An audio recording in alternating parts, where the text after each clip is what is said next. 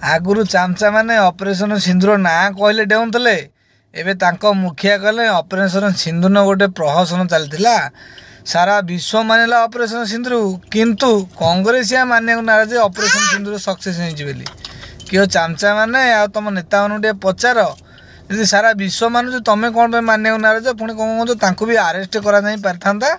जो एवं जो गोटे ऑपरेशन होता ऑपरेशन महादेव आतंकवादी निहत कराला भी आरेस्ट करा नहीं पारिथा वो आरेस्ट कर तुम पूर्वतन जमी तुम नेता जाकि आतंकवादी सहित फटो उठाऊ तुम सेया करता कि ना कौन कौन चामचा मैंने ना एक कथा कि मान ना राति अधर जाकि कोर्ट दरवाजा खटखटे ना तो सी बंची ना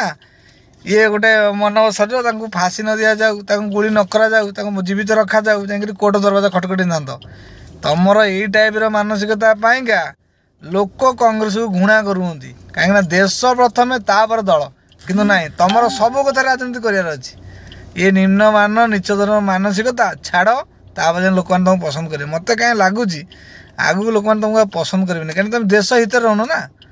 तेमे भी राजनीतिक दल को विरोध कर देशर विरोधी हो गल तेमे भी जापार आस्ते आस्ते ना कौन कौन कांग्रेस चामचा मैंने